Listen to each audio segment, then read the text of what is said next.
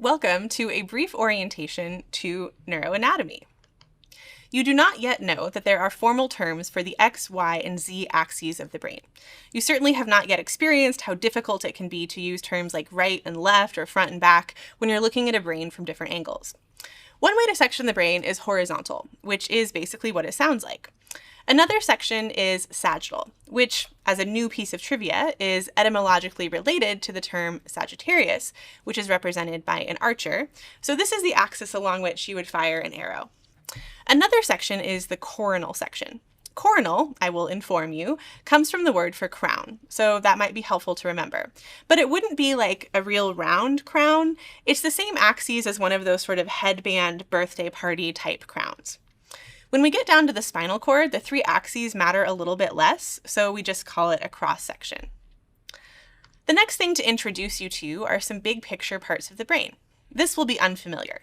The biggest, most classically brain-like part of the brain is called the cerebrum. The adjective is cerebral, which is sometimes used just to mean smart or brainy. You might say, he has a very cerebral sense of humor. You don't yet know that the biggest part of the cerebrum is the cerebral cortex, which is the outer layer of the brain. In fact, cortex means bark in Latin. The cortex is all crumpled up or convoluted. If you were to stretch it out, it would be about 3 feet by 3 feet and about 3 millimeters thick. It has 6 layers of cells.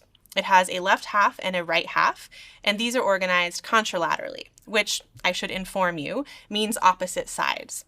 So the right side of the cortex controls the left half of the body and vice versa. The cerebral cortex is responsible for what we would most likely call conscious experience. It controls voluntary movement, processes sensory input, it helps you plan and talk and, in essence, think. The next major part of the brain is the cerebellum, which you should learn means little brain in Latin. This structure is indeed like a little brain. It only has 3 layers of cells instead of 6, and it only makes up about 10% of the brain by volume. But it has a lot of super tiny and densely packed cells. More than half of the neurons in the brain are in the cerebellum. It is organized ipsilaterally, which you should learn means same side. So the right cerebellum controls the right side of the body and vice versa.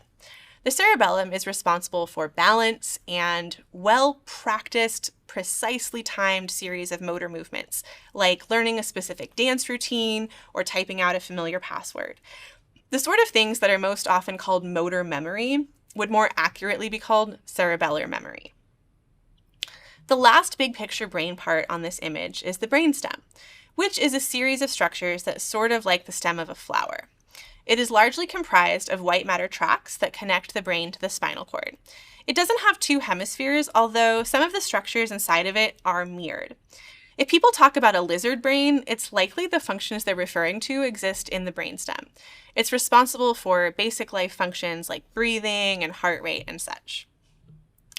As I mentioned, the cerebral cortex is convoluted, meaning it's both bumpy and groovy. You don't yet know the technical names for these structures. A bump is called a gyrus.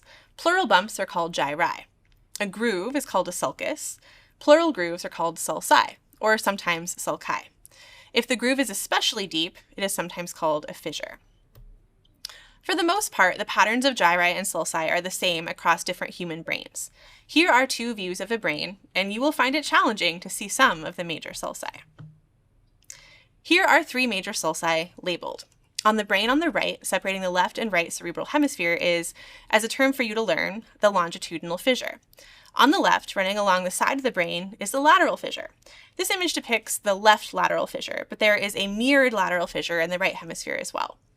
These 2 are so deep that they're usually called fissures, but it would be equally correct to refer to them as sulci. The sulcus that is depicted on both brains in this image is the central sulcus, or central fissure, which runs more or less along the coronal plane near the middle of the brain, again in both hemispheres.